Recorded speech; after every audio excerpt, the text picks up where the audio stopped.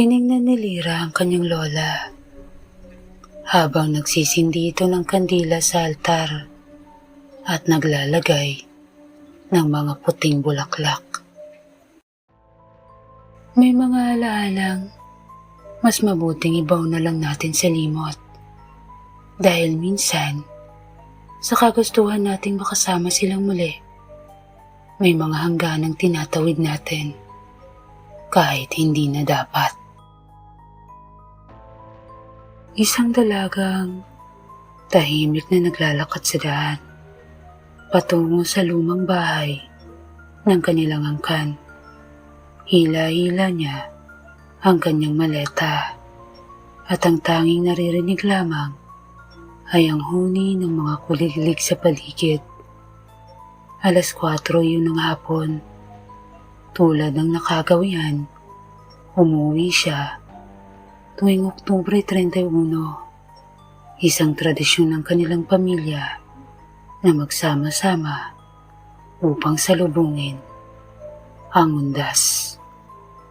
Pagdating niya sa gate ng bahay, agad niyang napansin ang nakaparadang sasakyan ng kanilang pamilya sa labas. Dito na lang sila madalas magkita-kita, lalo't nag-aaral siya sa Maynila. Ito lang ang panahong nakakauwi siya para magbakasyon. Pagbukas pa lang niya ng gate, sinalubong na siya ng halimuyak ng mga puting rosas na tanim ng kanyang lola Gracia sa hardin. Doon niya nakita ang matanda, kasama ang kanyang mami Dayan, na maingat na namimitas ng mga bulaklak. Lola, Mami. Tawag niya. Nagangat na mukha ang kanyang lola at ina, sabay ngiti sa kanya. Mira, andito ka na. Masayang bati ng kanyang mami. Ngumiti si Lyra at agad niyang napansin ang kanyang daddy Ricky at Kuya Xander na naghahakot ng mga kahon, tila mga kahon ng kandila. Nagpatingin din ang dalawa sa kanya nang marinig ang tawag niya, sabay kaway at ngiti. Tahimik ang paligid. Sila pa lang nandito, ngunit alam ni Lyra na may mga kamag-anak pa silang darating mamayang gabi.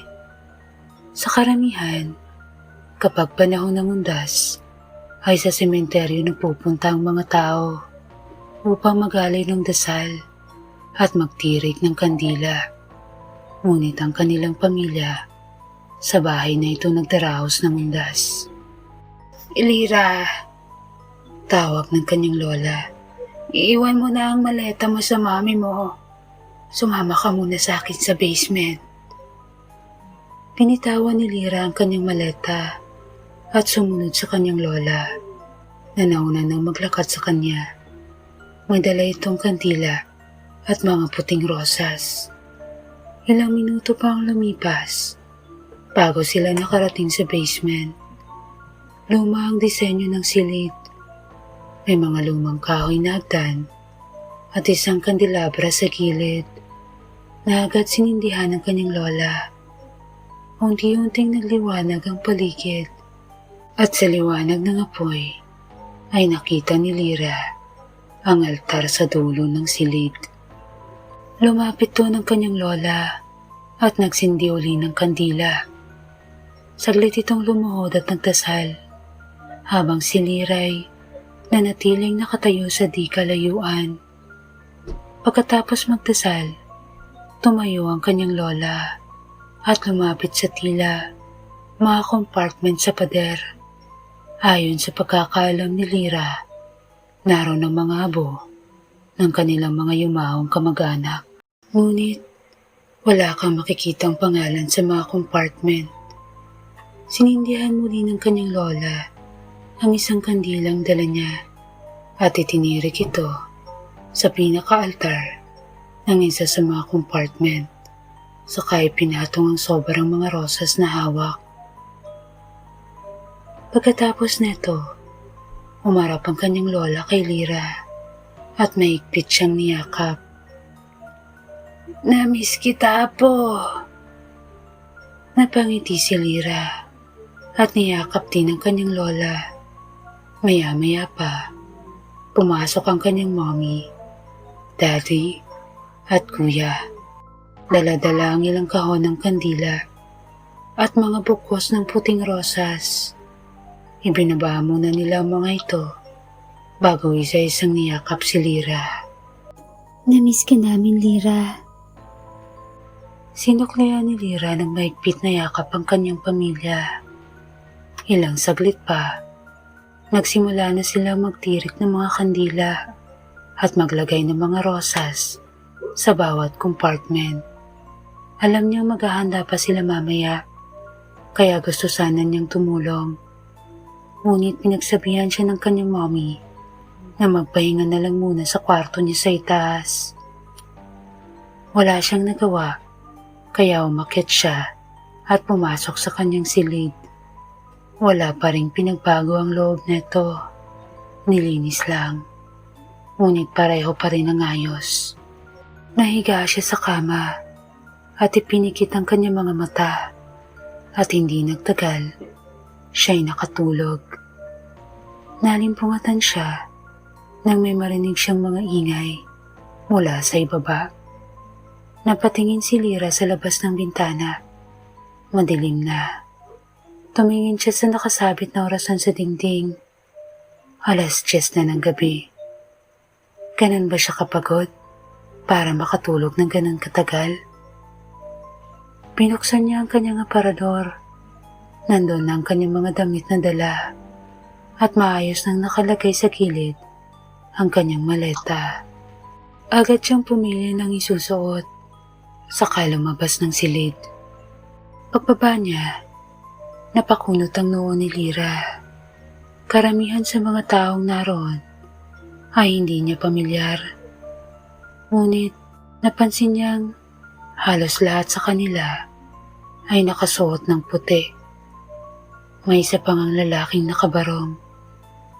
Napatingin siya rito at sakto namang nagangat ito ng paningin. Nagkasalubong ang kanilang mga mata. Umiti ito sa kanya, sabay bahagyang tango. Napilitan ding tumango si Lyra, kahit hindi niya ito kilala. Maaaring isa ito sa mga kamag-anak nilang palaging dumadalo sa ganitong tradisyon. Napansin niya ang kanyang lola at mommy na abala sa pagsalubong sa mga bisita. Kung hindi mo alam kung ano ang okasyong iyon, iisipin mong may masayang selebrasyon na nagaganap. Patuloy ang pagdating ng mga bisita.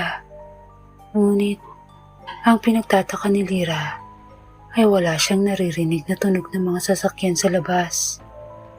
Sisilip sana siya sa bintana nang biglang may humawak sa kanyang braso. Lumingon siya at nakita ang kanyang kuya Xander na nakatitig sa kanya. Saan ka pupunta, Lyra? Kuya Xander, ikaw pala. May titingnan lang sana ako sa labas. Saglit na natigilan ang kanyang kuya bago itong umiti. Halos kompleto ng mga bisita. Mabuti pa, pumunta na tayo sa pagkainan. Sasagot pa sana siya, ngunit naramdaman niya ang maingat na hila ng kanyang kuya. Kaya kahit gusto niyang sumilip sa labas, hinayaan niyang akayin siya neto. Naupo siya sa tabi ng kanyang pamilya at tinikot ang paningin sa paligid. Mahaba ang mesa at para talagang pista sa dami ng nakahain na pagkain. Ngunit hindi pa rin mawala kay Lyra ang pagtataka. Hindi niya kilala ang karamihan sa mga naroroon. Napansin din niyang may mga kandilang walang sindi na nakalagay malapit sa plato ng bawat isa. Ilang sandali pa, may naglagay ng pagkain sa harap niya. Ang kanyang kuya Xander. Kain ka na, Lyra. Wika neto, sabay ngiti. Tumango siya at nagsimulang kumain Malapit na siyang matapos nang biglang namatay ang ilaw. Ngunit taliwas sa inaasahan ni Lyra. Walang sumigaw. Tahimik lamang ang lahat habang ang liwanag mula sa chandelier ay tuluyang naglaho. Nilamon ng dilim ang buong paligid. Tunog iyon ng lumang orasan o diat na alas 12 na. Nobyembre 1. Maya-maya pa, may narinig siyang mahinang click sa tabi niya. Kasunod ang liwanag mula sa lighter na hawak ng kanyang kuya Xander. Sinindahan nito ang kandilang nasa tabi nila. Isa-isa ring nagliwanag ang iba pang mga kandila sa paligid.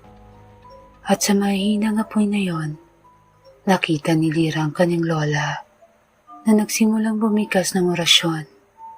Sinabayan naman ito ng kanyang mommy, daddy at kuya Xander.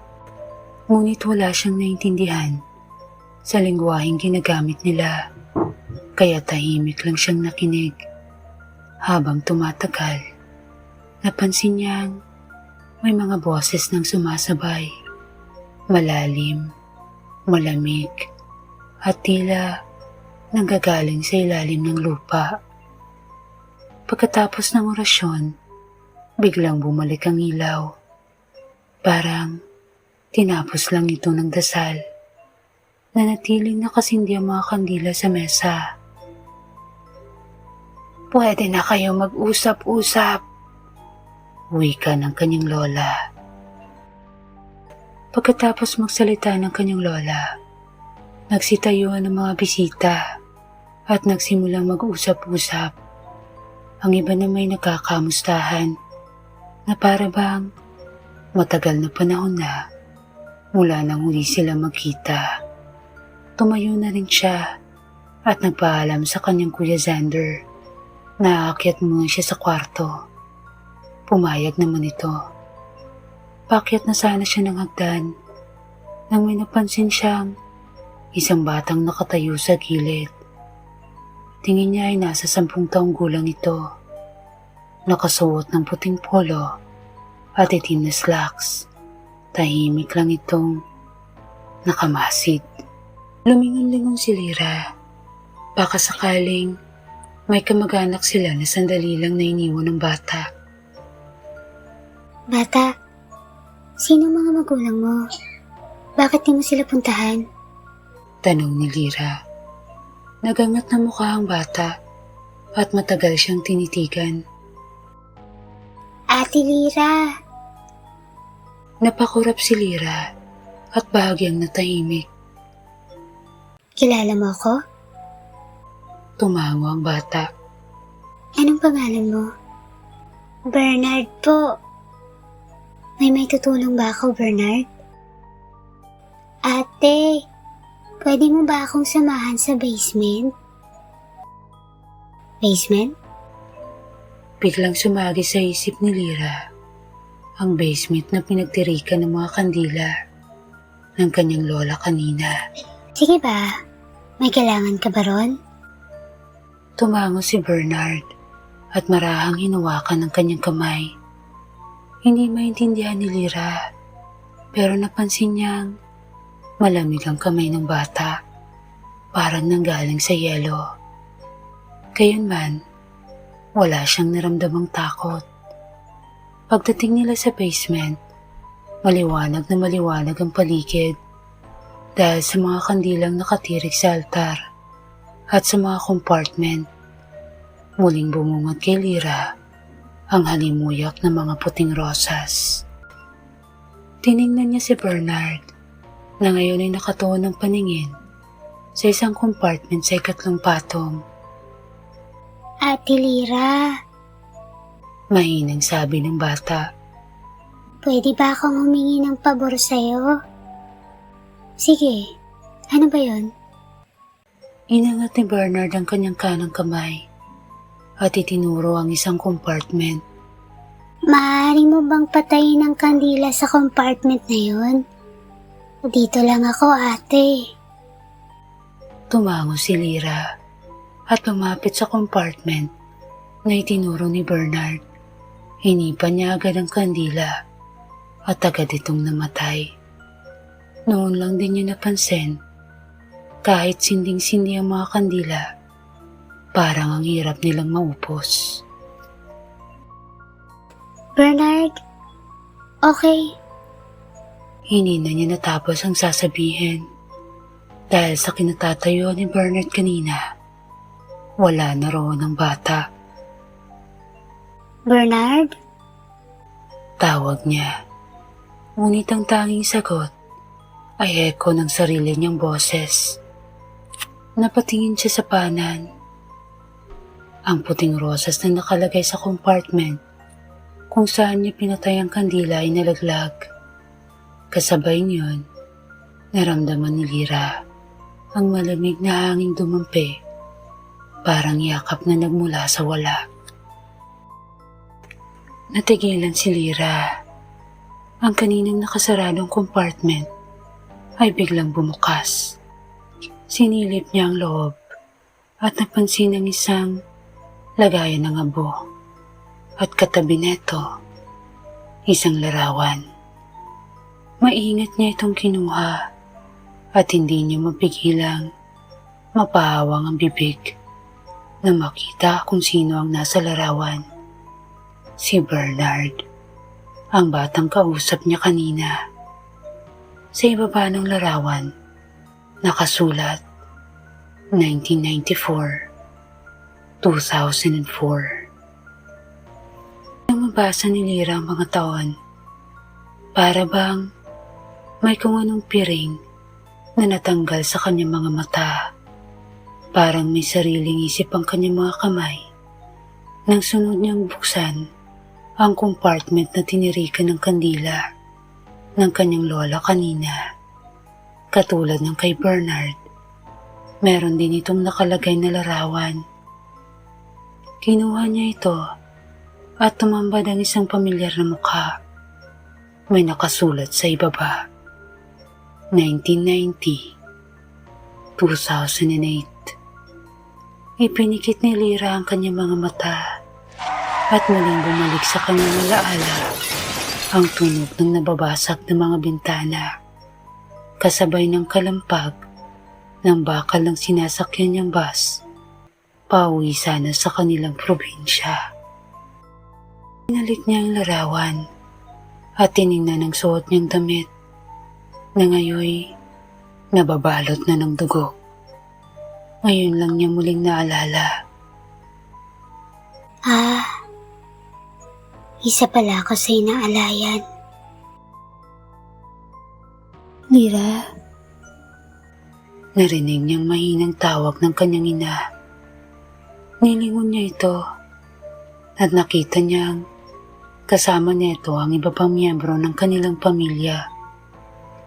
Mommy, Daddy, Kuya, Lola. Mahina niyang tawag sa kanila. Naramdaman niyang may mainit na likidong pumatak sa kanyang pisngi. Tama na po. Gusto ko na magpahinga. Pakiusap. Dahan-dahang lumapit ang kanyang ina, sabay yakap ng mahigpit. Pagkatapos, maingat nitong kinuha ang kandilang nakatirik sa compartment ni Lyra at hinipan ang apoy neto. Naramdaman ni Lyra ang unti-unting paglaho ng kanyang katawan. Niyakap niya ng huling beses ang kanyang ina at ngumiti sa iba pang miyembro ng kanyang pamilya. Salamat. Minsan, may mga pangyayaring mahirap nating tanggapin. Ngunit, sa hindi natin pagtanggap, tayo rin ang nagiging tanikala sa kanilang tuluyang pagpayapa. Ako si Luna Ilaya. Magkita tayo muli sa susunod na kabanata.